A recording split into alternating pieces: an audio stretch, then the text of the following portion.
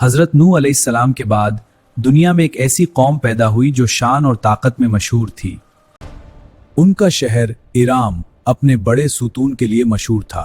हमसे ज्यादा ताकतवर कौन है? इस कौम के लोग लंबे कद और मजबूत जिस्म के मालिक थे। अपनी ताकत पर फखार करते हुए पहाड़ों को तराश कर महल बनाना उनका घमंड का सबूत था। इराम के स्तंभ और महल उनकी शान का इजहार करते थे। उनकी ताकत और शान का असर दूर तक नजर आता था। हवा भी हमारी इबादत करेगी। उनका घमंड हद से ज्यादा था और वे अल्लाह को भूल गए। रात का सुकून भी उनके लिए सिर्फ एक तस्वीर था। हर कोना उनके तकब्बुर का इजहार करता था। ताकत के साथ उनका घमंड भी उनके दिलों में गहरा था। हर इंसान अपनी ताकत और शान दिखाने में मशगूल था। मजबूत जिस्म लेकिन दिल घमंड से भरा हुआ। हमसे बड़ा कोई नहीं। उन्होंने अल्लाह के हुक्म को नजरअंदाज किया। शहर रात के अंधेरे में भी अपनी शान का इजहार करता था।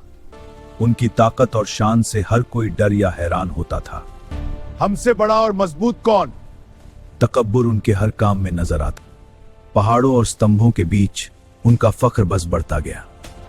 इराम की शान हवाओं में भी घूम रही। ये थी कौम आद की शान और ताकत जिसने उन्हें खुदगर्ज और घमंडी बना दिया। वे अपने रब को भूल चुके थे और दुनियावी घमंड में डूब गए थे।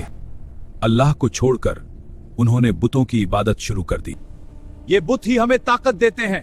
घमंड ने उनकी सोच को अंधा कर दिया था। कमजोरों पर जुल्म करना उनके लिए आम बात बन गई थी। उन्हें किसी बात का डर नहीं था, ना मौत का, ना अल्लाह के अजाब का। उनके चेहरों पर घमंड साफ नजर आता था। इराम की रौनक ने उनके घमंड को और बढ़ा। अगर कोई अजाब आया भी तो हम रोक लेंगे। वे अल्लाह के अजाब का मजाक उड़ाते थे।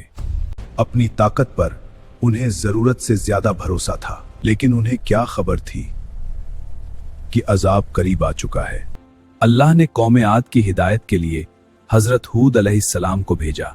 ऐ मेरी कौम, सिर्फ अल्लाह की इबादत करो, उसके सिवा तुम्हारा कोई। हजरत हूद अलैहिस्सलाम ने उन्हें अल्लाह की दी हुई नेमतें याद दिलाईं। क्या तू हमें हमारे बुतों से रोकना चाहता है? उन्होंने नबी का मजाक उड़ाया और उनकी बात को झूठ समझा। हजरत हूद अलैहिस्सलाम ने अपनी कौम से कहा, मुझे डर है कि तुम पर एक दर्दनाक अजाब आएगा। हमसे ज्यादा ताकतवर कौन है? हजरत हूद अलैहिस्सलाम ने सब्र के साथ हक का पैगाम पहुंचा, मगर कौम ने इनकार को ही अपना रास्ता बना लिया। बस कुछ लोग ही थे जिन्होंने नबी की बात मान ली। लेकिन कौम आद ने आखिरी नसीहत भी ठुकरा दी। अब फैसले का वक्त करीब था और अजाब आने ही वाला था। अजाब से पहले अल्लाह ने कौम आद को कहत में डाल दिया। नदियां सूख गईं और जिंदगी थम सी। 3 साल तक बारिश की एक बूंद न गिरी। मगर उनके दिलों से घमंड कम नहीं हुआ। एक दिन आसमान में अजीब मंजर दिखाई दिया। उन्हें 3 बादल नजर आए।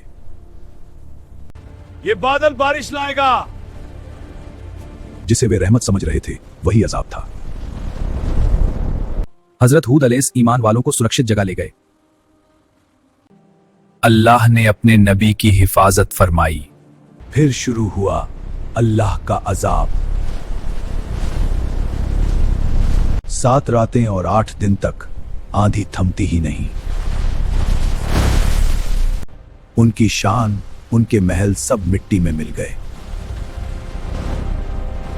न उनकी ताकत काम आई, न उनका घमंड। इराम का शहर खामोश हो चुका था।